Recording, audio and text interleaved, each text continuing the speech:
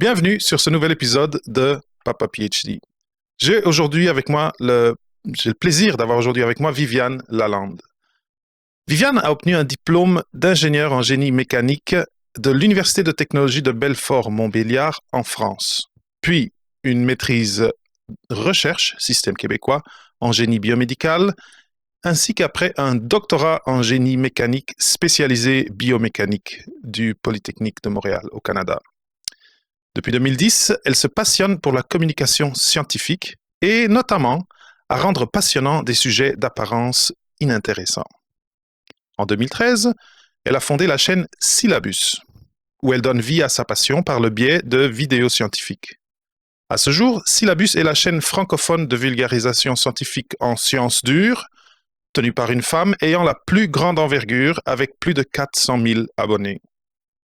En conjonction avec cette activité de vidéaste, en septembre 2018, Viviane a publié un livre destiné à un public adulte et curieux intitulé Le monde a des racines carrées, aux éditions de l'Homme, et qui a été coup de cœur Renaud-Bré, qui est l'équivalent québécois de la FNAC.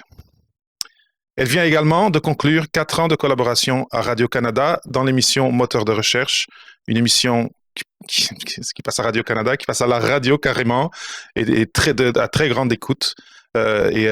C'est ça, elle vient de poster le fait que c'était sa dernière collaboration, puis pour un peu d'émotion, si j'ai bien compris, mais aussi beaucoup de bons souvenirs, puis surtout, j'imagine une expérience merveilleuse. En dehors de ses activités de création et de communication scientifique, elle forme également ceux ou celles qui souhaitent devenir meilleurs communicateurs, communicatrices, et c'est là que je l'ai croisé pour la première fois, une formation comme ça, par l'intermédiaire de formations, consultations privées, d'un cours donné à Polytechnique Montréal ou encore par le biais de Syllabus Plus, cette chaîne que j'ai mentionnée avant le début de l'enregistrement du podcast, qui rassemble de nombreux conseils liés à la création de vidéos de sciences pour Internet. Longue introduction, mais il y avait beaucoup à dire. Bienvenue sur Papa PhD, Viviane. C'est vraiment un plaisir de t'avoir ici aujourd'hui. Merci David de me recevoir, ça me fait plaisir d'être là. Eh bien, Viviane, à ce que j'ai bien compris, déjà pour commencer, parce que là j'ai beaucoup de questions pour toi, mais avant de commencer, si tu avais, à partir de ce que j'ai dit, tu sais, c'est beaucoup de ce que tu fais puis ce qui te passionne. Qu'est-ce que tu aurais ajouté pour les gens qui veulent connaître Viviane Lalande un petit peu plus? Oh, c'est pas mal déjà, mais c'est sûr que Ouais. les activités publiques, les plus publiques que je fais, c'est ma chaîne Syllabus et la chaîne qui ne s'appelle plus Syllabus Plus, mais qui s'appelle Sy Plus maintenant. Ainsi Sy plus. Plus. Donc Syllabus, C'est c'est vrai. pour vraiment de la vulgarisation scientifique. Donc c'est ça, j'aime bien prendre des sujets un peu décalés puis essayer de les traiter au plus profond que je suis capable de me rendre. Et puis Sy Plus, c'est plus pour ceux qui veulent se former en communication scientifique. Je dirais que c'est ça les deux vecteurs principaux. Puis si vous êtes plus format écrit, il y a le livre, vous allez à une bibliothèque, vous l'aurez gratuitement pendant le temps des fêtes, comme on dit, puis ça peut vous faire une petite lecture. Et là, si vous demandez c'est quoi des thèmes, des thématiques de vulgarisation, en tout cas, qui m'a passionné quand je l'ai trouvé, c'est un épisode sur les types de vis, les vis Phillips, les vis. Donc, elle va vraiment trouver des thématiques auxquelles on penserait jamais. C'est des objets courants du jour le jour qu'on utilise sans y réfléchir. Eh bien, un épisode super intéressant sur l'histoire, le pourquoi du comment, le pourquoi est-ce que ce type de vis se trouve juste dans cette zone géographique. C'était vraiment. Puis c'est un exemple seulement. Il faut dire que nous, on habite au Canada, puis quand on habite au Canada, on a une relation spéciale normalement avec les vis. Oh oui. Donc, le sujet pour des Canadiens est assez évident. Pour des Français, parce que j'ai quand même un grand public francophone, c'était probablement un petit peu plus surprenant. Mais en tout cas, c'est une vidéo qui a beaucoup plu, puis tant mieux, parce que j'aurais pas beaucoup parié sur cette vidéo avant de la mettre en ligne sur quelle est la meilleure vis ou le meilleur tournevis. C'était un peu un pari, disons. Ah oui, mais non, mais ce qui était le fun, c'est ça, c'était le côté culturel, le côté historique. C'était vraiment, j'ai trippé. Mais là, j'avoue que là, je suis en train de consommer C+. Là, j'essaie de regarder ça avec plus d'attention. Mais ça, c'est des contenus avec de l'humour, divertissant et instructif. Donc, puis c'est pour ça que les gens qui te suivent, ben, il y a une raison. Ça marche bien ce que tu as fait. Puis c'est fun, tu sais, c'est fun à regarder, Merci. c'est bien monté, bien ficelé. Très bien. Après, par tes posts sur les réseaux sociaux, j'ai l'impression que tu es quelqu'un quand même qui fait de l'activité physique. Je sais pas si tu cours ou... après, j'ai vu aussi l'épisode sur accroupi, tu sais, la position accroupie d'Asie. Puis là, en tout cas, j'ai Oui, vu j'ai fait une plein de vidéo choses. aussi sur le taekwondo, le muay thai, sur la course, sur l'escalade. La course, oui. Donc j'ai Donc, est-ce que ça, c'est des choses que tu fais toi au jour le oui, jour? Ou en tout avec cas... absolument aucun talent, mais je le fais. Donc OK. oui, je suis assez sportive dans le sens où je fais souvent du sport, pas dans le sens où je performe dans le Mhm. sport. Donc oui, Mhm. j'en fais, mais en fait, je pense que c'est le serpent qui se mord la queue parce que moi, je suis arrivée dans l'ingénierie mécanique parce que je voulais faire de la Mhm. biomécanique. Et la biomécanique du sport, elle est particulièrement Mais oui. intéressante. Donc c'est aussi pour ça que j'en fais, puis que dans mes vidéos, ça se ressent aussi. C'est parce que c'est vraiment un sujet Oui. c'est le sujet qui m'a amené en sciences finalement. OK, donc, bon, OK, là, je vois le pourquoi aussi. Très bien. Euh, Sinon, je- ma prochaine question. Là, je suis parti sur la tangente sport parce que j'avais cru comprendre que tu avais des intérêts là. Et d'ailleurs, c'est ça, que tu connais aussi des gens qui sont capables de faire des évaluations. Je ne sais pas si c'est des kinés ou des... En tout cas, tu as un réseau de monde quand même lié à ça, mais ça doit être en lien avec la biomécanique et ton... Pas tant. Donc non, donc il y a des sportifs autour de moi. Et puis, mais ça vient pas de ma recherche en général. Donc j'avais fait appel à une physio, j'ai fait appel aussi Ok. au Centre national des sports, l'Institut national des sports, Mhm. au Québec. Et non, c'est souvent des gens qui m'ont contacté ou que j'ai OK. contacté ou que quelqu'un connaissait via quelqu'un, mais en tout cas, ça vient pas des contacts de mon doctorat pour ces Mhm. sujets-là, en tout cas. Parce que dans mon doctorat, j'étais plus dans des applications, médicales que dans des applications, Mhm. sportives. Donc mes contacts sportifs, ça vient d'un autre réseau, de juste se parler, puis ou des OK. gens qui me contactent directement. Bon, communiquer la science, une carrière. Aujourd'hui, là, on entend beaucoup parler de communication scientifique. J'ai l'impression et tu sais, j'entends dans les couloirs que les chercheurs, ou en tout cas certains chercheurs, essayent de motiver ou programmes doctoraux de motiver les élèves à en faire. Et là, on peut se demander est-ce que je peux en faire une carrière? Et toi, à ce que j'ai compris, c'est vraiment ta job Oui, full-time. tout à fait. J'ai du mal à décrire quel est mon métier parce que j'ai plein de médiums différents, puis j'ai plein d'activités différentes, mais si on prend un chapeau qui englobe tout ce que je fais, c'est la vulgarisation scientifique. Donc oui, c'est mon métier, Mhm. à 100 aujourd'hui. C'est génial. D'ailleurs, maintenant, j'allais profiter, étant donné qu'on est au début, tout le monde, d'habitude, là, au début, tout le monde écoute l'épisode, tout le monde regarde. Si les gens veulent, parce que j'ai déjà teasé un peu ce que tu fais, s'ils veulent te trouver, tes contenus, tes différents projets. Tapez syllabus quelque part dans Google, SCI comme le début de science, LAB comme laboratoire et US comme, us.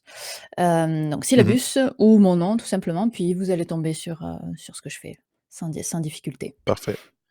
Très bien. Et je confirme, c'est super facile de la trouver. Et après, sur des réseaux sociaux où les gens peuvent peut-être ou te suivre Twitter, ou Instagram, t'envoyer un message, il y en a un préférentiel pour toi? Est-ce que tu as un que tu non, Twitter, préfères? Instagram, les 2 ça marche bien. Facebook, Ça marche bien. ça n'existe plus pour moi. Donc pas OK. Facebook, Twitter, Instagram, c'est les 2 les plus où je suis le plus souvent. Et tu as le handle syllabus sur les deux, si j'ai bien Pas compris. Instagram. Instagram, je suis, Viviane_syllabus. Ah, viens Non, il y a pas le Parfait. syllabus Bon, et ben je voilà. n'arrive pas à le récupérer. C'est vrai, c'est dur ça, en tout cas. Après ce petit moment donc de promotion de tes plateformes, on peut donc retourner à ton histoire parce que là, tu as fait plusieurs choses, quelque chose qui ressemble, certaines qui ressemblent à mon expérience, par exemple, de venir de l'autre côté de l'océan pour faire des études plus poussées. Donc, master, et après, tu as fait. Donc, c'était pas master. Maîtrise, Master, hein. c'est si tu l'avais fait Mmh. en France. Tu as fait une maîtrise ici au C'est ça. Québec. Est-ce que après, est-ce que tu as fait comme le fast track? Comment ça s'est Non, passé cette j'ai fait ma maîtrise dans un domaine qui m'a fascinée. J'ai adoré ma maîtrise. Probablement les 2 meilleures années de ma Mhm, vie. C'était de la recherche, donc mhm, si jamais il y a des Français qui nous écoutent, les masters et maîtrise recherche, c'est pas du tout la même chose. C'était 2 années de recherche et après ok. ça, j'en avais conclu que la recherche, ça me plaisait beaucoup. Mais je voulais pas me fermer d'autres portes. Je me disais que si je vais faire un doctorat, ça me ferme d'autres portes, ça restreint quand même pour un certain type de métier et donc je me disais: «Il faut au Mhm. moins que j'ai une expérience en industrie». Je suis allée en industrie, j'ai travaillé, 6 mois dans une entreprise qui fait des antennes de satellites. J'ai pas trop aimé ça, Oh, ok, donc je suis ok, partie assez vite et je suis revenue en académique, en tant qu'associée de recherche d'abord, ok. sur un projet, un génie minier, absolument rien à voir avec, ce que je faisais avant et après je suis allée, j'ai commencé mon doctorat en biomécanique. OK, OK. Mais c'est intéressant parce que c'est ça, ici, parce que j'ai parlé de fast track, déjà j'ai utilisé un anglicisme, Je te mais félicite ici au pas. Québec, non, c'est ça. Je sais pas c'est quoi le terme, peut-être accéléré, ou en tout cas, ici au Québec, tu peux faire la maîtrise et la finir et faire ton mémoire de maîtrise, ou bien, des fois, les profs, ils te suggèrent quand tu es pour diverses raisons. Ça va bien, puis tu as des données, et là, ils voient que tu as le profil. Après la première année de maîtrise, ils disent, est-ce que tu veux passer directement en doctorat? Et le terme anglais, c'est fast track, donc c'est la voie rapide. Et Ça fait c'était ça la question. économiser, Mais je trouve que c'est... 1 an ou 2 ans parce que donc la maîtrise, c'est 2 ans et le doctorat, dans mon université, en moyenne, c'était 5 ans, et C'est plus ça. si affinité, hein, même dans d'autres endroits. Donc ça Oui. fait 7 ans au total pour sortir avec le doctorat, puis en commençant, Mhm. niveau, à 23 ans, hein, quasiment. Donc ça fait beaucoup Ouais. et donc le fast track, la version accélérée, ça permet de gagner au moins 1 an. Oui. Et après, j'ai eu dans mon entrevue avec Olivier Hernandez du Planétarium, lui, il y avait une opinion que je trouvais qui était pertinente, qui était le fait de faire ta maîtrise au complet. Tu apprends déjà, surtout si c'est avec la recherche et si tu écris un mémoire, ça te donne, t'as plus d'informations pour savoir si tu veux vraiment faire un doctorat.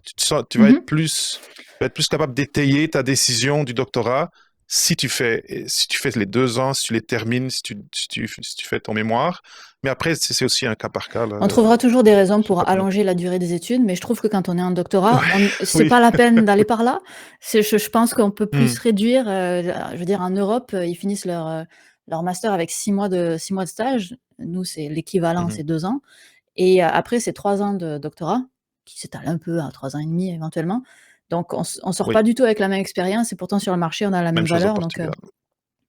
je trouve Oui, que c'est vrai. il y a peut-être un entre-deux à aller trouver, que ce soit du côté européen ou du côté nord-américain.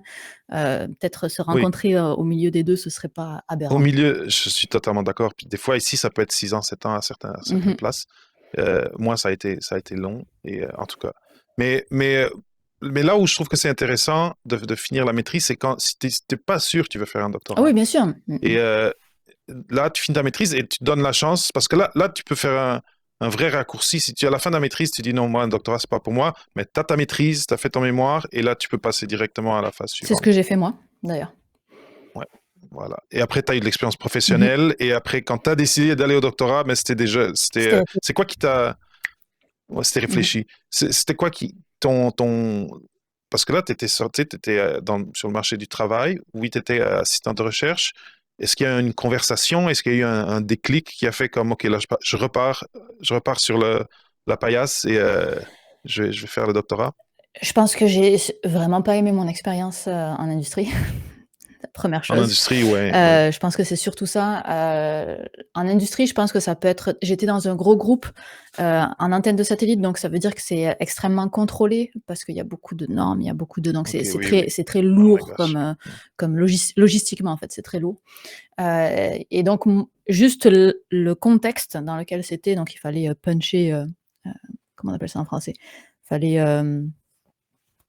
pointer Ouais, t'es- le matin, puis le soir, puis, on était Ouf. dans un cubicule et puis les informations qu'on me donnait jamais toutes les informations pour que j'étais une exécutante. Jamais on utilisait Mhm. ma façon de réfléchir mais c'est Hmm. pas aberrant non plus quand on commence un travail qu'on arrive dans une grosse entreprise, qu'on commence bas, puis on monte. Mais avec l'expérience que j'avais eue Oui. en maîtrise, où j'étais la chef de mon projet, on avait accompli plein de trucs, on avait travaillé en équipe. Toutes les semaines, on se retrouvait en réflexion intense pour dire: «OK, qu'est-ce qu'on fait à partir de maintenant? Ça n'a pas Mhm. marché, comment est-ce qu'on trouve une solution?» Puis là, de revenir à: «Non, la seule chose que tu as à faire, c'est à suivre exactement la tâche que je te dis, sans avoir besoin de comprendre la suite». Ça, moi, Bon, ouais, c'est frustrant et voilà. oppressant. Donc j'ai dit: «OK, ben, je vais retourner en doctorat». Très bien. Et, et après, moi, ce que j'aimerais savoir, c'est euh, le doctorat. À un moment donné, j'imagine, et parce que j'ai jamais eu cette conversation avec toi, que la piqûre de la communication, de la science, s'est apparue pendant ton doctorat? Non, c'était avant ça. Non, j'ai commencé Ah, c'était mon avant? doc en 2013 ou 2014, quelque Ok, chose comme et ça. 2013, c'était le début de la chaîne, Et donc tu avais déjà ouais, donc commencé j'avais avant. déjà commencé. J'avais fait un en fait, je pense que je suis depuis, toute petite, attirée par ça. Quand j'étais ado, je faisais Mhm. un journal, un magazine qui s'appelait Le Monde Illustré, parce que mon père lisait Le Monde. Ok. Et donc j'en ai retrouvé 2 exemplaires, chez moi cet été. Et puis donc j'avais des articles scientifiques que je faisait, que j'écrivais à la main, que je mettais des petites images et tout. Donc je pense que c'est quand même assez vieux cet intérêt. Et Hmm. mais en fait, ça c'est beaucoup arrivé au Québec parce que, heu, en France, je sais pas, à chaque fois, j'avais une mauvaise expérience dès que je faisais des présentations, particulièrement au lycée. Donc vers 17-18 ans, quand je présentais, j'étais très, très à l'aise. Et puis je sais pas pourquoi on me disait: «Oh, tu as l'air d'un ingénieur», mais c'était une insulte, alors que Hmm. finalement, c'est ce que je suis devenue. Donc voilà. Enfin, je suis formée en ingénierie, je ne suis pas ingénieure, je ne cotise pas à l'Ordre des ingénieurs du Québec. Donc il faut faire la distinction. Et puis au Québec, en fait, c'était, quand je suis arrivée, j'ai tout de suite commencé en recherche. Puis je sais pas si c'est la même chose en France, j'en ai aucune idée. Mais il y avait énormément de concours de recherche. Donc présenter Ok. votre, maîtrise, présenter votre projet de recherche, un poster, à l'oral, à l'écrit, il y avait partout, tout le temps. Et puis moi, j'étais dans une volonté de découverte parce que j'arrivais dans un nouveau pays, j'avais, pas d'amis, on était, voilà. Donc je participais à tout ce qui passait. Et puis j'ai aimé ça. Et puis à un moment donné, il y avait pas assez de concours pour me satisfaire, donc j'ai ouvert mon blog. Ok, Et c'est comme ça que j'ai progressé, ok. que j'ai continué en communication scientifique. Et en 2013, j'ai ouvert ma chaîne parce que j'avais fait une présentation orale, donc ma thèse en 180 secondes, qui est depuis un concours, assez Oui. connu en recherche. Mais c'était la première édition, moi, quand je l'ai fait. La seule édition qui existait en francophone où les maîtrises étaient acceptées, parce qu'après c'est passé uniquement, pour les étudiants de doctorat. Parce que donc ma thèse en 80 secondes, c'est un concours en 3 minutes où on présente ce qu'on a fait dans sa recherche, à un public, à un grand public, général, pas des Mhm. gens qui sont formés en sciences. Et c'est un concours qui vient du monde anglo-saxon, qui a été importé en français et qui a été importé donc en 2012 au Québec. La première année, j'ai participé, en tant que maîtrise. Et l'année d'après, ça a tellement bien marché qu'ils l'ont envoyé aussi en France. Et là, en France, comme il n'y a pas d'équivalence master-maîtrise, comme les équivalences n'ont aucun sens, ça a été fermé aux maîtrises et c'est passé uniquement au doctorat. Donc bref, tout ça Ok. pour dire que j'ai participé à ce concours-là. Et ça, j'ai adoré, c'était une super expérience. Et ça m'a donné envie, en fait, d'arrêter l'écrit et de passer aux vidéos. Parce que quand on fait une présentation orale, on peut utiliser les gestes, on peut utiliser l'intonation, on peut utiliser du rythme. Il y a Mhm. beaucoup plus de façons d'amener de l'information que juste avec du texte. Et donc c'est pour ça Ok. que je suis passée sur le format vidéo. Oui, donc la thèse en 180 secondes, c'est quelque chose de super intéressant. Je sais pas si ça existait potentiellement en 2010 Non, quand moi j'ai défendu, mais 2012. non, Mmh. pas encore. Ah, C'est ça, 2012. comme je Bon, suis la première c'est édition, super intéressant. Première aide, je sais ok, très bien le ok. dater. Donc c'était 2012 la première année au Québec, 2013 pour la France. Et après 2014, je pense, Cool. pour, le Maghreb, la Belgique, et tout ça. Ok. Ben, si vous qui regardez, qui écoutez, avez cette envie, et peut-être aussi cette habitude de longue date d'essayer de vouloir communiquer dans la science, votre recherche ou votre domaine de recherche préféré, c'est vraiment un cool format. Et ça vous permet de croiser du monde. Je ne sais pas s'ils donnent du coaching aussi pour la Ça thèse en dépend 180. des universités. Je OK. pense qu'il y a des universités qui donnent plus de coaching que d'autres. Moi, à mon époque, comme c'était hyper balbutiant, j'ai eu une rencontre avec un prof, mais je Mhm. pense qu'aujourd'hui, c'est beaucoup plus organisé. OK. Mais c'est ça, moi, je vois que déjà, il y en a partout. J'ai déjà même eu un invité qui a organisé à son université, c'était à Paris, Dance Your PhD, mais ça, c'est comme une autre affaire, Mhm. là. Mais ça peut intéresser quelqu'un. Mais maintenant, en oubliant cette version dense, en 3 minutes, condenser, euh, condenser tout ce que tu as fait jusqu'à date, ça peut faire mal un petit peu, mais c'est un vraiment, vraiment bon exercice. Et, euh, et je, je pense que une raison pourquoi il y a cette mouvance aussi de faire que surtout les jeunes chercheurs commencent à plonger dans la piscine de la communication scientifique, c'est que ben, la science, on le voit surtout maintenant, on l'a ressenti beaucoup les 2 dernières années, il y a comme une résistance à la science dans certaines parties de la société, il y a un travail actif de, d'envoyer de la désinformation sur les réseaux, et qui de mieux que les gens qui sont dans la recherche, s'ils ont cette envie et ce don, pour juste parler directement sans intermédiaire de ce qu'ils font. Et des formats comme ça sont vraiment, vraiment excellents, et c'est des expériences enrichissantes à ce que j'ai compris. Ouais, tu le sais, non? Tu en fais aussi? Oui, bon, j'ai jamais fait ça par rapport à ma Mhm. recherche Moi non et à plus. de la recherche. C'est la vie, moi, c'est la vie des Mhm. chercheurs. Mais moi, ces 2 ans de Papa PhD m'ont enrichi beaucoup, c'est sûr, là. Puis, tu sais, j'ai grandi dans certaines choses. Tu sais, c'est drôle à dire, là, mais je suis devant une caméra et un micro, mais à la base, je suis comme timide, un peu introverti. Et ça, tu sais, ça m'a ouvert un terrain de ce côté-là que je soupçonnais pas. Donc, euh, donc c'est ça.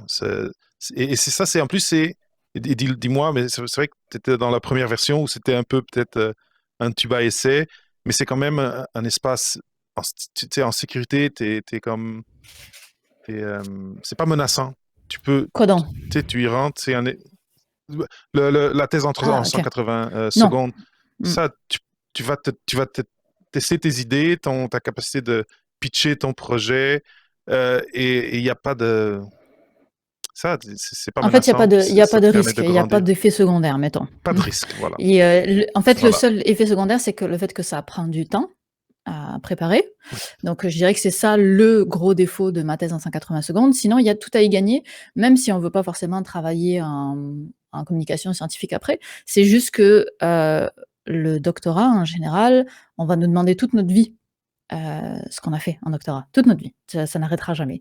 Et donc, Mhm. d'avoir un speech qui représente ce qu'on a fait dans ce doctorat-là, ça va nous servir, quoi qu'il arrive, et de faire l'exercice de synthèse de toutes ces années de recherche à juste 3 minutes, c'est une compétence c'est une compétence transversale qui s'applique à toute sa vie, quoi. D'être capable de faire ça dans son métier Mhm. plus tard, ça va être de toute façon nécessaire. Parce que le travail Oui, de non, synthèse, c'est c'est vrai. pas quelque chose d'inné pour tout le monde, donc c'est bien de se En former. effet. Oui, oui, oui. Bon, on a fait un bon pitch à la thèse en 180 secondes. Je trouve que c'est. Je pourrais mettre les liens dans les notes d'épisode, parce que ça existe partout, un peu partout. Je ne sais pas si. Est-ce qu'il y a une organisation mère, ou c'est vraiment les universités font leur version Alors, vu qu'il y a un concours international à la fin, donc chaque université va faire son concours interne.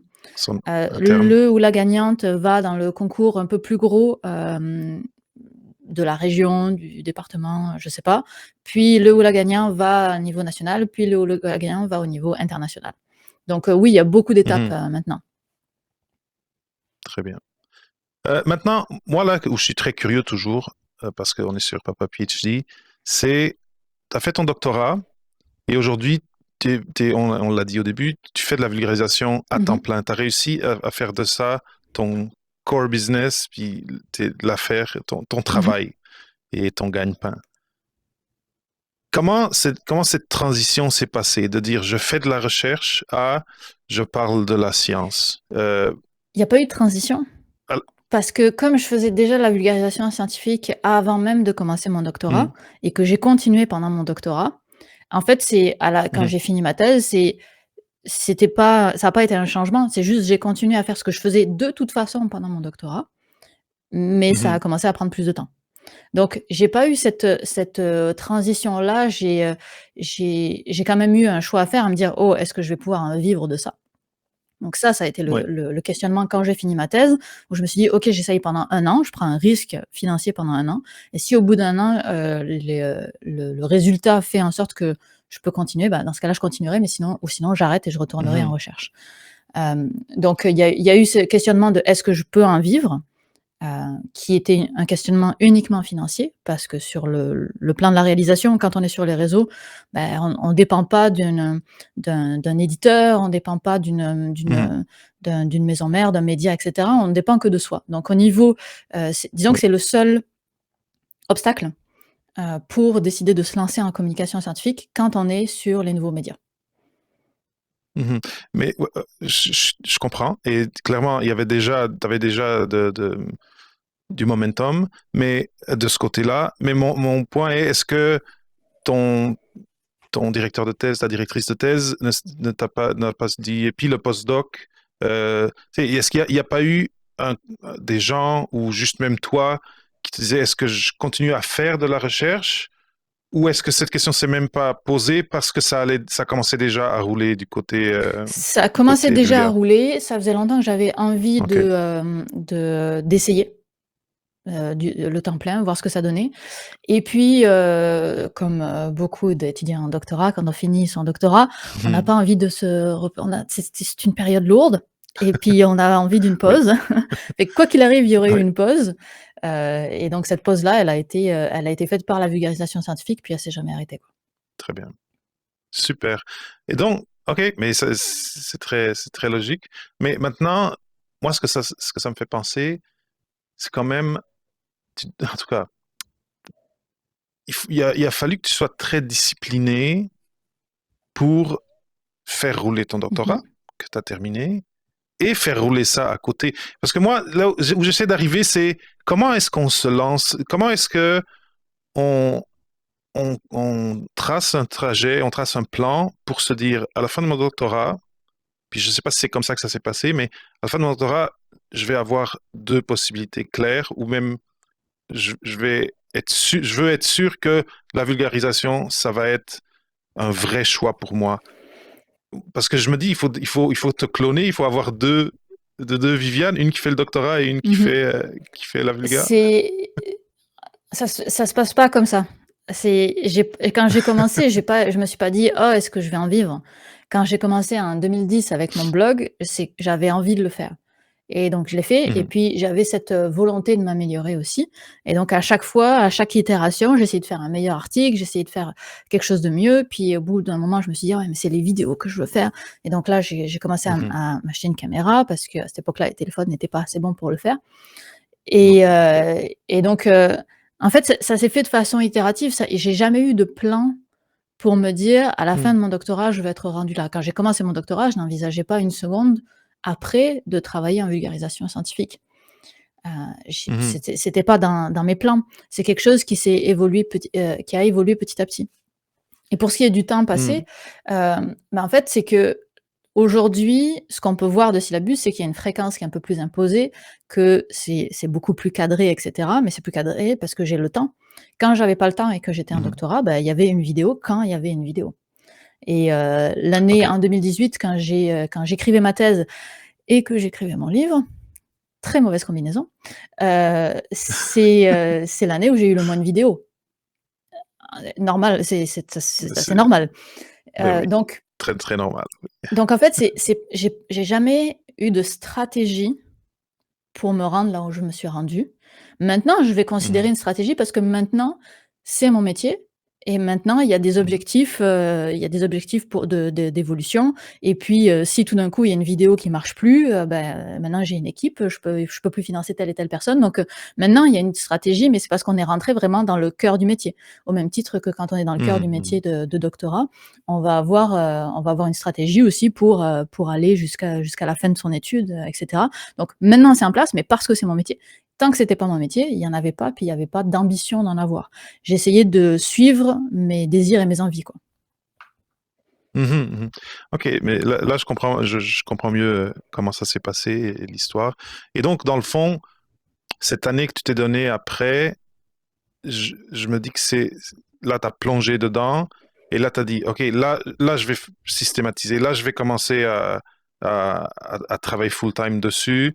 Et c'est là que tu as donc créé peut-être le système qui a amené ce qui se passe aujourd'hui. Avant ça, c'était vraiment une passion, un hobby, Mmh. disons, même si hobby, ça peut. Mais après, là, tu as parié sur ça après avoir défendu ta thèse. Et là, on est rendu C'est ça. aujourd'hui ben, ça a marché. Le pari Oui, était c'est bon. ça, exact, ça a marché. Génial, génial. Mais donc, tu sais, on a parlé de la thèse en 180 secondes. Il y a, je pense que j'entends et je vois, il y a certains programmes doctoraux qui offrent des formations en communication scientifique. Toi, à partir du moment où tu es plongé là-dedans, est-ce que tu es allé chercher des formations?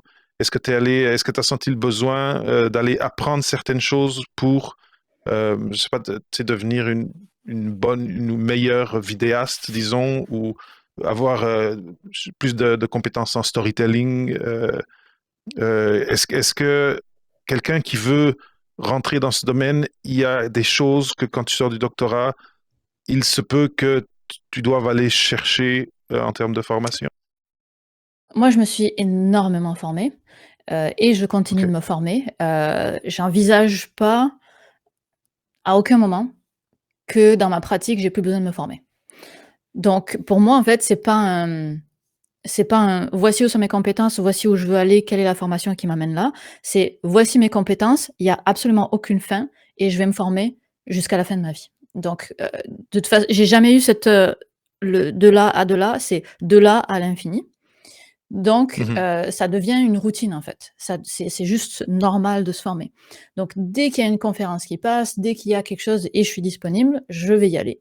J'ai lu énormément de bouquins Parfait. de vulgarisation scientifique. J'ai forgé mon avis. Il y a beaucoup de bouquins avec lesquels je suis en désaccord dans la façon de faire de la Mhm. vulgarisation scientifique, mais je suis en désaccord maintenant parce que je me suis formée sur plein d'autres façons de faire. Il y a eu toute une époque aussi où, je téléchargeais, par exemple, les sous-titres de vidéos que j'aimais bien, et j'analysais la structure de la vidéo. J'avais fait ça Ok. sur des vidéos Vox, d'ailleurs, je me dis: «Peut-être un jour j'en ferai une vidéo aussi plus» et donc Mhm. je regarde avec un esprit extrêmement critique, un regard extrêmement critique qui dit: «OK, là, cette personne, elle a fait ça, pourquoi est-ce que c'était pertinent? Pourquoi est-ce que ça a gardé mon attention et pourquoi est-ce que ici mon attention a été perdue?» J'ai regardé énormément de tutoriels pour me former en montage. Parce que, évidemment, toute la partie technique, les lumières, les caméras, tout ça, je partais de rien, ça m'a jamais intéressé avant. Moi, ce qui m'intéresse, c'est la communication scientifique, la vulgarisation, le fait que ce soit en format vidéo, c'est une compétence de plus à avoir. Donc, je suis allée me former énormément sur ça. Là, je me forme de moins en moins parce que, pour le coup, ça, c'est quelque chose que je commence à déléguer de plus en plus. Donc j'ai moins besoin de me former moi. Par contre, pour tout ce qui est de Mhm. l'écriture, du storytelling, de la vulgarisation, de la science, ça, je continue de me former, en permanence Mhm. donc oui, énormément, tout le temps et pour toujours. Mhm. Et, euh, là, je vois qu'il y a des questions qui commencent à apparaître ici des gens qui regardent, puis je vais t'en passer une dans 2 minutes. Mais par rapport à quand tu es quelqu'un qui sort d'un doctorat, puis bien sûr, moi, je pense, tu sais, moi, j'étais dans la biologie cellulaire, toi, tu es en ingénierie biomédicale. euh, mais bon, disons, tu sors d'un doctorat où tu as fait, certes, t'as fait des présentations c'est académiques, tu as présenté des posters. C'est quoi une lacune tu sais, si quelqu'un dit, OK, c'est quoi la première formation que je dois prendre si je veux, disons, ouvrir une chaîne YouTube et parler du domaine de recherche qui m'intéresse? C'est en fait, là où c'est dur de répondre, c'est que ça va dépendre beaucoup de la personne. Tu Ouais. vois, donc j'enseigne à l'université un cours de vulgarisation scientifique et j'avais 14 étudiants à cette session, c'est toujours des petits groupes. Et puis les étudiants, ils n'arrivent pas du tout avec le même niveau. Certains, il faut Mhm. insister sur un concept de base qui est à qui est-ce qu'on s'adresse quand on parle public, et puis qui a énormément de ramifications. C'est une question qui est souvent balayée, mais qui est extrêmement importante, qui a beaucoup de ramifications, beaucoup d'implications sur le texte. Et il y en a pour qui il faut vraiment insister là-dessus, puis d'autres, en fait, qui sont rendus, mais qui sont bien meilleurs que ça, puis en fait, c'est leur présence à la caméra qui va être plus importante. Donc c'est difficile de OK. répondre. Moi, ma considération, c'est de toujours aller chercher à s'améliorer au niveau du texte, parce que pour la vidéo, Texte. hem, ça peut être facile, quoi. Un téléphone, un petit Mhm. micro, on peut arriver à attraper les gens avec un extrêmement bon texte et une mauvaise vidéo, mais on peut difficilement attraper les gens avec une très bonne vidéo et un mauvais texte. Donc pour moi, Mhm. le fond, Mhm. prévaut sur la forme, et donc je travaillerai énormément là-dessus. Puis, heu, aujourd'hui, ce que je fais dans mes cours, c'est que je prends des exemples de mauvaise vulgarisation, puis je montre pourquoi est-ce que c'était pas bien fait. Puis ces exemples-là, Mhm. j'en trouve, à plein d'endroits, c'est facile, mais j'en prends Mhm. aussi de mes premiers articles à moi que j'ai écrits. Quand j'étais déjà intéressée par la chose, que ça faisait déjà partie de ma passion, que je voulais me former, et ben ces articles-là, ils sont pourris. Je les prends et Mhm. je montre comment est-ce qu'on évolue. Aujourd'hui, je considère que ces articles-là sont mauvais, puis je les utilise pour démontrer la chose. Donc, en fait, mon point, c'est, on peut penser qu'on est bon en vulgarisation, ça se peut qu'on le soit pas autant que ce qu'on imagine. Mhm. Et parce que la Mhm. vulgarisation, c'est pas seulement d'arriver à rendre un concept simple, c'est une énorme partie. C'est aussi du storytelling, c'est aussi arriver à accrocher les gens, c'est aussi raconter une histoire, c'est aussi, et cette partie-là, quand on est en recherche, en général, on Ouais. l'a pas beaucoup. Et puis moi, si j'ai besoin de me former quelque part, c'est sur cette partie-là. C'est là que j'ai le plus de chemin à faire encore devant moi. C'est d'augmenter cette partie histoire, de travailler mes accroches avec le public. Donc pour moi, elle est là encore la marge de progression la plus grande à aller chercher. Mhm. Mais elle est souvent là aussi pour ceux qui débutent en vulgarisation OK. scientifique, Ben venant de oui, la je suis science. c'est ça, parce que ça, un récit accrocheur, en fait, C'est autre c'est en chose. dehors de la culture complètement. Mhm. Et donc, à part s'inscrire au Polytechnique et aller suivre tes cours, est-ce que tu suggérerais s'inscrire à des cours d'écriture créative ou tu sais, ce serait quoi un type de ressources que tu connaisses, qui existent et que les gens pourraient, c'est ça, que les gens pourraient suivre pour améliorer ce Mhm. côté-là, d'être un peu plus, ouais, un peu mieux de comment ils écrivent leurs textes pour accrocher les gens, etc. Donc la grosse difficulté, c'est que souvent des bouquins ou des cours de vulgarisation scientifique, ça parle de ça. En fait, la grosse difficulté, c'est que c'est un savoir-faire, c'est pas du savoir. Donc se Mhm. former, c'est mignon, mais c'est pas assez. Et moi, je suis convaincue que c'est avec l'essai-erreur qu'on peut travailler ce genre de choses-là. Donc, aller suivre une formation, certes, sur ma chaîne C+, il y a des choses là-dessus, il y a plein de bouquins. Peu importe la source que vous prenez, vous allez avoir des bons conseils là-dessus, mais après, il faut le mettre en application, quoi. Et donc, il faut écrire son texte, il faut le mettre devant des gens et puis voir les réactions qu'il y a. S'il y a aucune réaction, c'est que c'était peut-être Mhm. pas si bon. C'est une information Ouais. aussi, s'il y a pas beaucoup de réactions. Donc c'est de se mettre dedans, d'essayer, de se planter et d'apprendre de façon itérative. Moi, je crois Mhm. pas beaucoup qu'on puisse s'améliorer avec un cours si on n'est pas hyper actif dans ce cours-là. C'est pour ça Mhm. que les formations, c'est très bien, mais il faut la mettre en pratique tout de suite, tout de suite, tout de suite. Moi-même, OK. j'en donne des formations, puis à la fin, je sais que l'essentiel des gens, c'est du vent ce que je leur ai donné, parce qu'ils vont pas l'essayer tout de suite. Ceux qui vont l'essayer tout de suite, là, ça devient pertinent de m'avoir écouté dans les formations, sinon c'est Mhm. inutile. Ouais. C'est une question de se l'approprier, mais aussi d'apprendre par C'est l'essai-erreur. erreur, moi dans ce domaine-là, je vois pas d'autres méthodes, pour apprendre, pour apprendre. Et, euh, je vais tout de suite passer à la question que quelqu'un a posée, mais ça me fait penser à une autre chose. Quand on vient du milieu académique, ça se peut. Puis, tu sais, j'en parle parce que je parle avec d'autres gens qui viennent aussi, qui ont fait des doctorats, qu'on veuille que la première chose qu'on fasse soit nickel. Mhm. Ça peut être un obstacle, Mhm. C'est si j'ai bien un compris. énorme obstacle. Pour moi, je le dis très souvent, vulgariser, c'est faire le deuil. C'est pas une action très agréable quand on commence, et puis même quand on commence pas. Vulgariser, c'est un deuil permanent. C'est un deuil parce qu'on sait qu'il va falloir qu'on mette des informations de côté. C'est un deuil parce qu'on ne peut pas faire au mieux. En tout cas, si on fait au mieux, on produit jamais rien. Donc on est sans arrêt en train de faire le deuil dans cette activité-là. Et je pense que c'est une compétence qui est utile que de savoir faire le deuil de ce sur quoi on travaille, parce qu'il faut faire des choix tout le temps dans la vie, quoi qu'il arrive. Et c'est juste qu'en vulgarisation, ils sont assez drastiques. Mais je comprends ce fossé-là qu'il y a entre, si on est prof d'université, particulièrement les profs, qu'on a un certain standing, puis qu'on veut faire de la vulgarisation, puis on met en ligne une vidéo qui est pourrie, ben on se dit ben, on va pas le faire parce qu'on a un certain standing à respecter. Là, c'est des affaires d'ego, là, après. Donc, ça dépend à quel point on a peur de venir blesser son ego, mais c'est sûr qu'il faut le mettre de côté pour progresser. Ou sinon, bah, on paye pour avoir des gens qui nous aident. Je veux dire, une vidéo, elle sera Voilà, de 1000 fois meilleure qualité si vous embauchez quelqu'un qui fait le montage, qui fait le tournage. Ce sera beaucoup plus un facile, vidéaste, ouais. mais c'est plus cher. Donc, si on est avec Ça, zéro c'est budget, clair. il faut accepter un certain deuil au niveau de la qualité de la vidéo. Si on est avec du budget, ben, on peut arriver à un résultat qui est tout de suite bien meilleur. C'est clair. C'est clair. Et après, tu sais, on parle des professeurs qui ont un standing, mais après, pour les jeunes qui sont première, deuxième année du doctorat ou même dans leur maîtrise, mais qui veulent partir une chaîne, Go! ça peut être avec leur cellulaire, go, et à chaque fois, puis j'ai commencé à faire des vidéos que j'enregistre et que j'édite. Et à chaque fois, je change quelque chose, j'améliore quelque chose. Et je pense qu'il faut se le permettre dans 2 ans, regarder le premier puis dire ouf. Mhm. Mais après de voir, ok, mais à chaque fois, itérativement, ben, j'ai amélioré. Je suis allé voir qu'est-ce que Viviane a fait, j'ai fait pareil, etc. Si tu vas voir mes premières vidéos sur Syllabus, donc d'il y a 8 ans et demi, la première avait pas de son. On s'entend, hein? Donc, Ok. la première avait pas de son. La deuxième, je sais plus ce que c'était, mais donc c'est dire que moi aussi, je pars de loin. On est tous partis de zéro, là, à un moment donné.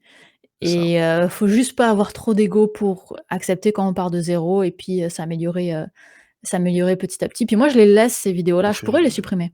J'ai aucun intérêt à les garder là, ça me fait rien gagner. Je les laisse pour cette raison-là. Pour qu'il y ait des Mhm. gens qui ont envie de se lancer, ils regardent mes vieilles vidéos, puis ils déculpabilisent. Ils disent: «Ah ouais, en fait, c'était vraiment pourri au début». Oui, parce que Ouais, c'était ouais, nul. elle était pas, ouais, c'est ça, elle était pas comme ça depuis le Maintenant, début. c'est ça. Elle a appris, elle a grandi. Très bien. Donc faut pas hésiter à itérer.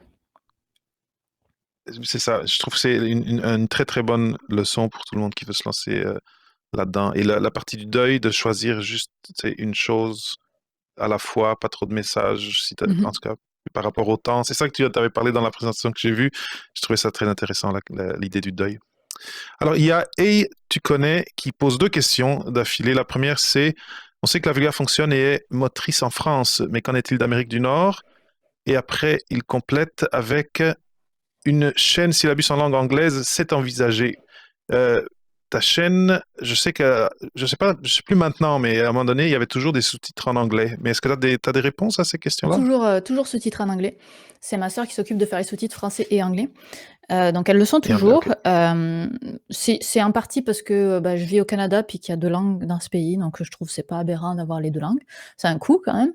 Mhm. Hem, Mhm. mais il y a un petit pourcentage, il y a 2-3 % des gens qui regardent avec les sous-titres anglais, donc bon, c'est pas énorme, mais je trouve que c'est pas mal. Le sous-titrage français, c'est pour les personnes qui ont de la difficulté à comprendre, que ce soit au niveau Mhm. des accents qui sont dans la vidéo ou simplement parce qu'ils ont des difficultés auditives. Oui. Donc voilà pour ça. Donc je vais répondre à l'envers. D'abord sur la langue Oui. anglaise. J'ai volontairement, quand j'ai commencé, pas fait en anglais et Mhm. c'est presque militant de ma part, dans le sens où, moi, toutes les informations que je récupère pour les donner dans, mes Mhm. vidéos, elles sont 100 en anglais. 100 de la science que je lis est en anglais Et donc ça veut dire que Ouais. les gens qui ne parlent pas anglais n'ont de toute façon pas accès à ça. Donc si, même moi, quand le français est ma langue, maternelle, je me mettais à Mhm. parler en anglais, bah, je contribue au fait que, l'anglais soit la seule langue unique pour parler de science, et je contribue au fait que le français ne se développe pas, dans cette voie-là. Puis je considère qu'on a Mhm. besoin de beaucoup de sciences dans toutes les langues. Donc il y a ce côté quasi militant de ma part qui est là, qui est la raison pour laquelle je le fais en français. Il y a une autre raison qui est que donc je parle anglais, couramment, mais Mhm. j'ai pas autant de subtilité qu'en français, évidemment, c'est pas ma langue maternelle. Ce qui fait que la Ouais. création de texte serait plus longue et moins subtile. Après, au bout d'un moment, probablement que j'aurais plus cette difficulté-là, mais je sais que c'est un travail supplémentaire qui est lourd, et quand j'ai commencé, bah, j'avais déjà suffisamment de choses à apprendre. C'était pas pour en plus rajouter cette difficulté-là. Et puis il Mhm. y avait aussi la question de, souvent les Français se font moquer de leur accent, et j'avais juste pas envie d'avoir ce genre de Mhm. critique. Pourtant, je pense que je parle avec un assez bon accent, mais même si on parle avec un bon accent, on va avoir, on va avoir des critiques quoi qu'il arrive, et en Oui. fait, ça m'a pas donné envie non plus de l'expérimenter. Mais c'est sûr que, je discutais avec des youtubeurs, anglophones, parce qu'en étant en Amérique du Nord, du coup, je suis connectée un petit peu aux youtubeurs américains, qui puis tous à chaque fois leur avis c'est: «Mais viens en anglais, Mhm. ta chaîne c'est super, mais personne la connaît parce que vous êtes tout petit en francophone et tout». Puis à chaque fois Mhm. je résiste à ça parce que, bah, on est quand même assez nombreux en francophone. On peut Oui. vivre de la vulgarisation avec juste un public francophone. Et puis le marché anglophone est beaucoup plus saturé que le marché francophone, et je suis Mhm. pas sûre du tout que ça marcherait mieux en anglais pour moi qu'en français, quoi. Parce qu'il y a aussi cette question quand on se met à la caméra d'être, soi-même, d'arriver à parler naturellement. Puis en Oui. anglais, je vais être moi-même, mais ça va être un autre moi. Parce Oui, que oui, quand oui. je parle en anglais, j'ai pas la même voix, j'ai pas la même attitude, c'est différent, quoi. Mhm. Et donc non, bref, en anglais, c'est pas envisagé, en tout cas pas aujourd'hui. Il y a des sous-titres, mais c'est pas envisagé, puis c'est quasiment militant. Mhm. Pour le est-ce que la vulgarisation est motrice, en Amérique du Nord aussi? Je sais pas ce que ça veut dire la vulgarisation motrice. Ce que je pense, puis là, c'est vraiment une opinion personnelle, OK? J'ai aucun chiffre pour étayer ça, donc peut-être que je me trompe. C'est que la vulgarisation scientifique en Amérique du Nord est de toute façon plus développée qu'en France, parce que, hem, je sais pas, il y a moins de, comment dire? Heu, i ici au Québec, il y a des émissions, scientifiques à la télé, il y a des Mhm. émissions scientifiques à la radio, et comparé au nombre de personnes il y en a beaucoup plus ici qu'il y en a en France. Donc en fait, déjà dans les médias traditionnels, c'est acquis qu'on parle de science. Oui, Donc la c'est vrai. vulgarisation scientifique, ça fait partie du paysage depuis quasiment toujours, alors qu'en France, beh, la seule référence qu'on a, c'est C'est pas sorcier, qui est une émission qui est plus diffusée. Mhm. Et il y a des choses sur YouTube qui sont arrivées, mais je pense qu'elles sont arrivées beaucoup en français, en France, sur YouTube, parce que justement, il y avait une pénurie de science dans les médias traditionnels. Tandis qu'au OK. Québec, même si, tous les vulgarisateurs que je connais au Québec vont se plaindre du manque de science dans les médias, il y en a quand même significativement plus qu'en France, alors que c'est Mhm. beaucoup plus petit. Mhm. C'est intéressant parce que moi, j'ai des questions à propos de ça. Numéro un, j'ai un commentaire. Moi, j'ai l'impression que la culture d'aller s'instruire sur un médium de par soi-même, du côté anglophone, quelque chose qui existe depuis plus longtemps. Euh, tu sais, ce qui est aujourd'hui les audiolivres, dans le temps, c'était books on tape, c'était des cassettes, et c'était très fort dans l'anglophonie il y a déjà très, très longtemps. Et je pense que c'est pour ça que moi, tu sais, je fais le podcast. Côté podcasting, l'industrie, surtout côté États-Unis, mais aussi Angleterre, c'est comme tellement plus important que la francophonie. Je pense qu'il y a il y a un côté historique et culturel du pourquoi. Après, par exemple, je sens qu'il y a une vague quand même du côté podcasting assez forte. Je me demanderais, toi qui dois avoir au moins tes doigts sur le pouls du côté YouTube, j'imagine que côté francophone Mmh. aussi, tu viens de me dire plus ou moins que oui. Donc, c'est ça. Après, c'est vrai que tu ouvres la radio ici, puis il y a à la télé, il y a Découverte, à la radio, il y a les années-lumière, il y a... en tout cas, c'est vrai que la science dans les grands médias ici au Québec, je ne sais pas le reste du Canada, c'est très Mhm. présent. Tu sais, il y a une Mais émission qui s'appelle Génial sur Télé-Québec. J'ai travaillé génial, pendant oui. 8 ans à cette émission. Ah Ouais. oui, ah, mes enfants adorent ça. Bah, cette émission-là, c'est quoi? C'est leur 11e ou 12e saison. Et ils sont Ah à mon une heure de Dieu. grande écoute, je crois, de 18 à 19 ou de 19 à Ouais. 20, quelque chose comme ça. Tous les Ah non, jours. non, c'est... Tous les jours, il y a une émission Ouais, de science tous les à une jours. heure de grande écoute.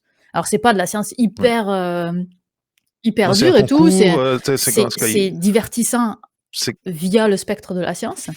Mais quand même, Ouais. c'est là. Et puis, pour avoir été dans l'émission pendant longtemps, ils travaillent bien. Et puis, ils ont à cœur de donner des bonnes informations.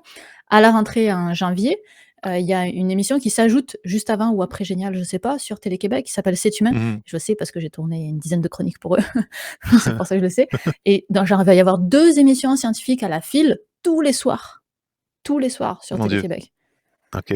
Je veux dire, Ben, c'est significatif, c'est ça. Maintenant, après, c'est ça, parce que ça, c'est quand même, c'est des médias, tu sais, des grands canaux de médias que quasiment tu peux pas éviter de les écouter. Après, c'est différent par rapport aux médias comme une chaîne YouTube ou un podcast, où là, c'est les gens qui aient cette habitude d'aller les chercher. Et c'est pour ça que je dis qu'il y a une culture qui est déjà très développée côté anglophone et qui commence, ou qui y a une espèce de vague de fond, je pense, que je ressens côté francophone, mais qui n'est pas du tout rendu au même niveau. Tu sais, le marché du podcast aux États-Unis, c'est ridicule. L'argent qui est mis dedans, les annonces, tu sais, l'argent qui est fait en publicité autour de podcasts, je pense qu'on n'est pas rendu encore du côté de la francophonie et j'ai c'est la même l'impression chose pour les vidéos, hein. que pour les vidéos, Les, bon, ben voilà. les budgets vidéo en Amérique du Nord ou en France sont pas tout à fait les mêmes non plus. On va être toujours en décalage là-dessus, puis, mais tu sais, comme on est en décalage sur les salaires aussi, c'est juste une autre façon. Mhm. Pour moi, là, c'est vraiment 2 systèmes différents et je les mettrais pas. On peut les comparer, mais jusqu'à un certain point, quoi. Mhm, Donc, mhm. Oui, c'est pas, je sais pas c'est quoi l'expression pour ça, mais ça, il y a des choses qui sont juste pas comparables. mhm. Mais en tout cas, juste pour voir si on finit sur un bon, tu sais, un bon feeling, encore en bon français. Mais les choses s'améliorent. Tu sais, t'es quand même. Puis ça, je ne le sais pas encore parce que je t'ai pas posé la question. Tu vis de la vulgarisation. Est-ce que c'est 100% la chaîne YouTube? Est-ce que c'est aussi ça, tu comptes avec ça ton enseignement et tes projets? Parce que tu sais, le fait que tu es capable de vivre juste ça, moi, je pense que ça veut dire, c'est comme un. Ça prouve le concept que ça peut se Mhm. faire même dans la francophonie et en français Alors, avec j'ai- sous-titres. j'étais, on a fait une soirée avec des gens que je connais qui travaillent aussi en vulgarisation scientifique, personne sur YouTube, mais qui travaillent dans différents médias. On a tous et toutes le même problème, plus de travail que ce qu'on peut faire. Ok. Mhm. Donc, OK. oui, il y a du travail, on peut vivre de la vulgarisation scientifique, mais l'entrée, avant d'avoir les contacts, avant d'avoir assez de contrats, celle-là, elle est longue. Celle-là, ça peut être Mhm. long, le temps qu'on soit bon, le temps de se former, le temps de rencontrer des gens, le temps de faire son expérience, et cetera. Ça peut être long, où il y a très peu de salaire. Mais après, c'est, la plupart des gens que je connais de ma génération, qui ont à peu près le même âge que moi ou qui ont commencé à peu près en même temps que moi, on travaille tous à temps plein et puis on refuse, Mhm. beaucoup de contrats. Donc oui, c'est OK. possible d'en vivre. Pour répondre à ta question, je pourrais vivre uniquement de ma chaîne YouTube, mais je travaille aussi donc l'enseignement, les formations et tout, donc je fais d'autres choses et ça, c'est volontaire de ma part, c'est parce que j'aime bien la diversité, radio, télé, tout ça Mhm. et mais cela dit, donc ma compagnie, parce que j'ai dû monter une compagnie, ma compagnie gagne plus que mon salaire, mais c'est pour ça que j'embauche des gens aussi. Donc parce Oui, que, je suis capable de générer assez, je suis aussi capable d'embaucher pour être capable de faire plein d'activités différentes. parfait. Donc oui, on peut gagner sa vie en vulgarisation, faut juste être patient sur le début et s'accrocher, puis se former, puis développer son réseau et cetera, et après Mhm. c'est tout à fait possible. Bon, et là, j'imagine qu'on arrive vers la fin de l'entrevue, mais tu viens de toucher à quelque chose de très important, bâtir son réseau. Est-ce que, disons, ici au Québec, il y a, moi j'en pense à quelques-unes, mais j'aimerais savoir ton avis, une association, des regroupements de gens où c'est intéressant, auquel c'est intéressant de s'associer pour commencer à connaître d'autres gens qui sont dans le domaine tu sais, commencer d'avoir ce type de Oui, conversation? tout à fait. C'est plus difficile avec la pandémie parce qu'il y a il y a plus d'événements. Oui, Donc, commencer en pleine pandémie, c'est plus dur et c'est plus long c'est rude. Ouais. qu'avant, c'est sûr. Moi, l'association où je suis, c'est l'Association des communicateurs scientifiques du Québec, l'ACS. Mhm. Et puis, ils organisent ils organisaient des soirées de Mhm. temps en temps de réseautage qui sont juste là pour parler avec les gens. Et puis, moi, c'est comme ça que j'ai rencontré la plupart des gens qui travaillent dans le même milieu que moi. À l'université aussi, quand on va faire des activités de vulgarisation scientifique, souvent les jurys qui viennent évaluer les concours, c'est souvent des journalistes ou une personne là, une personne là, une personne là. Et donc, comme ça, on se bâtit un petit peu le réseau, puis il faut parler avec les gens. Puis c'est Mhm. comme dans tous les métiers, le réseau, c'est la clé, là. Donc, faut aller Mhm. parler aux gens, faut sortir, il faut, c'est ça, communiquer, dans le fond. Mhm. Très bien. Après, moi, un exemple qui me vient en tête, c'est quelqu'un que j'ai croisé live la semaine passée aux Journées phares de l'Université de Sherbrooke. C'est Thomas Milan. Et Je le connais, je le connais, pourquoi je je le parle. connais. Et Et il est sur sur Twitch, Twitch. oui, c'est bon, je l'ai. Oui. Ouais, il fait sa chaîne, c'est.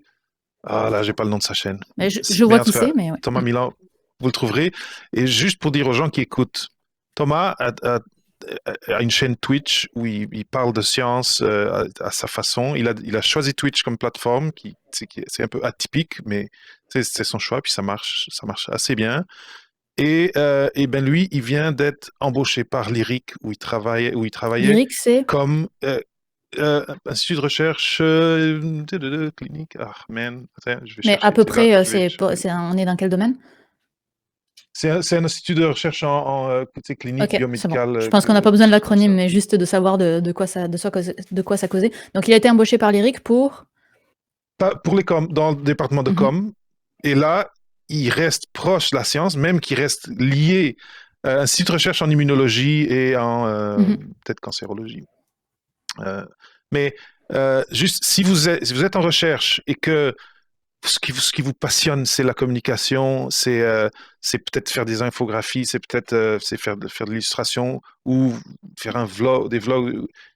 Faites-le, démontrez-le autour de vous et dites-le à votre entourage. Et je pense à votre entourage, l'institut où vous travaillez. Ça se peut que eux, ils aient un intérêt après à vous garder même si vous voulez plus rester en recherche, eh ben, ils vont avoir quelqu'un qui a été dans la recherche et là qui va être un spécialiste de la communication ou qui va avoir un don particulier pour faire des illustrations ou des vidéos. En tout cas, c'est le cas de Thomas, je l'ai trouvé très Ouais. parlant par rapport à Donc, ça. il y a effectivement la communication d'entreprise ou d'institut de recherche, c'est une voie. Il y a le journalisme, c'est une autre voie. Il y Notre voix. a aussi les animations en classe. Il y a par exemple une compagnie qui s'appelle les Neurones Atomiques à Montréal, qui va Oui. en classe pour les jeunes et qui fait des animations scientifiques. Donc on peut aussi travailler dans Oui. ce genre de domaine. Il y a les jeux sérieux, je pense que c'est Créo que ça s'appelle, je suis pas sûre. Mais au Ah, Québec, ça, je connais pas. c'est du développement de jeux vidéo scientifiques. Il y a aussi des compagnies qui travaillent en vulgarisation scientifique. J'en connais deux. Il y a Zapiens, qui est à Québec et qui fait beaucoup d'activités de vulgarisation, qui a monté une expo qui s'appelle le Bunker, où on fait des expériences scientifiques à l'intérieur. OK. Ça a l'air très cool. J'y suis jamais allée, mais j'aimerais vraiment y aller. Hmm. Il y a aussi une compagnie qui s'appelle Impact Scientifique, où eux, ils font de l'infographie de science. Donc, Oui. il y a beaucoup de choses. Et dans les gens que je connais, il y a aussi beaucoup de gens qui travaillent en télé et en radio à faire ce qu'on appelle de la recherche. Donc, ils sont recherchistes. C'est-à-dire qu'on leur donne un sujet, Mhm. puis ils montent un dossier de recherche sur le sujet que l'animateur va utiliser ensuite. Qu'est-ce qu'il y a d'autre? Il y a vraiment, et puis il y a des gens comme moi qui sont sur les Mhm. réseaux sociaux. Donc, au Québec, c'est plus rare qu'en France, mais c'est aussi une voie. Donc Mhm. il Très y a bien. Et beaucoup de possibilités là-dedans, et on oui. imagine que c'est très restreint, qu'on va jamais réussir, mais si on prend ce temps-là un peu long et un peu ingrat, Ça peut ça peut marcher, marcher. c'est ça. Et s'il y a une passion, ça, c'est vrai que une chose importante que tu as dit, c'est pensez bien à c'est qui le public auquel vous aimeriez parler, parce que parler à des enfants et parler à du grand public et parler à dans le niveau entreprise, c'est des choses différentes. Mais c'est des espaces qui existent et où peut-être vous avez plus une attirance pour l'un ou pour l'autre, en effet.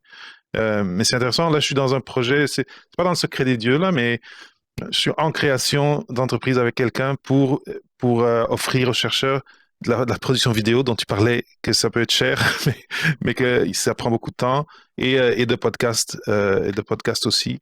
C'est un peu un pari, surtout le podcast, parce que comme je disais, le côté anglophone, ça cartonne, et côté francophone, je pense qu'il faut encore éduquer la communauté. Mais en tout cas, on en reparlera quand ça sera fait, qu'il y aura un nom. On a choisi un nom et là, la corporation, non, pas accepté parce que je sais pas où il y a une compagnie qui a le nom qui ressemble. En tout Ouais, cas, j'ai eu ce je sais pas problème si là tu as aussi. déjà eu. Ouais. Ah oui, bon, mais tu vois, c'est ça. Mais oui, il y a des opportunités. Il faut être patient et il faut réseauter. Il faut connaître, il faut parler à des gens. Mais après, il n'y a pas de ça, il y a pas de clé magique pour ouvrir cette porte directement. Vous pouvez avoir de la chance, comme Thomas qui a tout de suite été comme repris après la fin de Mhm. son doctorat. Bah, de la Mais chance si il y a c'est un ça côté qu'on veut chance faire. là-dessus aussi. Si, c'est ça qu'on veut faire. C'est Moi, ça, c'est ça. ça m'intéresserait pas de faire de la communication en institution. On m'a proposé Institutionnel. un poste en communication scientifique institutionnelle, puis moi, ça me convient pas du tout. Donc, on a le droit aussi d'avoir des sections le journalisme, pour moi, ça a été un non direct depuis le début aussi. Euh, sur ce, Viviane, si là on a déjà donné plein de conseils, euh, plein de trucs et astuces quasiment pour si quelqu'un est intéressé à faire de la communication scientifique, la vulgarisation scientifique. Mais là, pour finir, là, on est quand même en re-Covid quasiment, mais, même si pas exactement, mais avec Omicron qui arrive. Et donc, comme tu disais, les associations font plus de réunions en présentiel. Le réseautage, tu vas sur LinkedIn, puis tu peux démarcher un peu les gens, mais c'est pas la même chose. Donc, pour quelqu'un qui serait, tu sais, qui a très envie de s'impliquer dans un projet, de se lancer dans quelque chose, mais peut-être pas toute seule ou tout seul, est-ce que tu aurais des conseils pour ce moment compliqué où les choses sont pas comme d'habitude et où les défis sont un petit peu plus On, de on taille? a tous un réseau, parce qu'on est humain et qu'on communique avec des gens, on a tous un réseau. Donc, c'est Mhm, pas parce qu'on peut pas agrandir notre réseau en ce moment, en tout cas plus difficilement, qu'on n'a pas de réseau en ce moment. Donc, si on veut se lancer dans un projet, ben, on essaie de contacter des gens qui sont les plus susceptibles d'être intéressés par ce projet-là. Je veux dire, si on a besoin mhm, d'avoir une autre personne avec ça, on peut aussi se lancer tout seul, il y a pas de problème. Et puis ces personnes-là, peut-être elles sont pas intéressées, mais elles connaissent quelqu'un. Donc, le réseau, ça part des personnes qu'on connaît déjà, en fait. Jamais ça arrive. Jamais, rarement, ça arrive de se pointer devant une personne qu'on connaît pas et de dire: «Bonjour, je voudrais que tu fasses partie de mon réseau». Ça se passe jamais comme ça. Donc, il faut partir des gens qu'on a déjà, tout simplement, et puis, bah, les gens qu'on a déjà, ça va faire qu'on va rejoindre ce réseau-là, puis petit à mhm, petit, on va agrandir son réseau, et cetera, et cetera. C'est pas, le réseau, c'est une aide, mais c'est pas, heu, la seule façon en tout cas, comment dire? C'est une aide à la progression, mais c'est pas ça qui fait que vous allez produire. Le fait que vous alliez mhm, produire quelque chose, ça vient juste de vous, là. Donc, mhm, mhm. produisez et après, demandez-vous comment se vous développer, et ça viendra assez naturellement dans le comment vous développer, que: «Ah, il y a telle personne qui fait la même chose que moi, je vais la contacter», et puis, comme ça, de fil en aiguille. C'est beaucoup plus facile de contacter quelqu'un quand on a déjà, des problématiques, ou qu'on repère une personne qui fait à peu près la même chose que soi, que de contacter quelqu'un en disant: «Je voudrais faire de la vulgarisation scientifique», puis on contacte, déjà, Martin Carly qui est, l'animateur phare de Télé-Québec dans l'émission Génial. Bah, Mhm. non, il y a trop d'étapes là entre tout ça, Oui, donc oui, il faut commencer petit, il faut accepter de commencer petit. oui. Et aussi, juste regarder, parce que des fois, aujourd'hui, on peut être chacun chez soi derrière Zoom, mais s'il y a des collègues dans tu sais, dans votre promo, dans votre cohorte, qui peut-être ont aussi cette envie, ben mettez-vous ensemble. Faites, tu sais, commencez quelque chose à deux. Si tout seul, ça fait un peu peur. Et des fois, tu sais, il y en a un qui est mieux à écrire, l'autre qui est mieux tu sais, à éditer. Tu sais, ça peut être aussi une solution de se créer un petit club et de partir avec quelque chose. Et après, comme disait Viviane, une fois que vous aurez un premier jet de quelque chose ou un premier quelque chose de publié, ben là, ce sera intéressant ou plus facile d'aller parler à quelqu'un d'à côté qui fait la même chose et vous pouvez parler. Parce que souvent, tu en parlais aussi dans une de tes vidéos, les collaborations entre personnes sur une plateforme, entre podcasteurs, entre YouTubeurs, c'est quelque chose qui arrive ben, quand l'un peut voir, ah, toi, tu fais ça, ah, moi, je Ouais, fais c'est ça, organique. ah, c'est intéressant, c'est organique, c'est ça. Très bien. Viviane, on a couvert beaucoup de terrain, à mon avis. C'était super intéressant. En tout cas, de mon côté, je sens que je comprends qu'est-ce qui s'est passé dans ces années depuis 2018 et même avant. Et je pense on a lancé des pistes pour les gens qui s'intéresseraient à faire plus ou moins la même chose. Euh, et, euh, et je pense qu'un point, c'est lancez-vous sans peur, sans peur de paraître, d'être pas assez bon. Puis comparez pas, il faut pas se comparer aux chaînes qui sont déjà établies. Puis que, comme tu disais, si tu regardes ta vidéo d'il y a 8 ans, bon, ben, c'était pas comme ce qui sort aujourd'hui. Et après, l'autre chose que je sens et que je comprends, c'est des conversations avec des gens. Il faut, il faut, il faut. Oui, tu peux commencer tout seul un projet, mais à un moment donné, c'est de rejoindre la communauté de monde qui ont les mêmes intérêts, qui font les mêmes choses. On peut apprendre, on peut échanger, on peut collaborer et c'est très enrichissant. L'humain, c'est la clé. Yeah. Très bien, Viviane. Merci énormément d'avoir passé cette presque heure au micro de Papa PhD. Merci C'est David. super, super apprécié.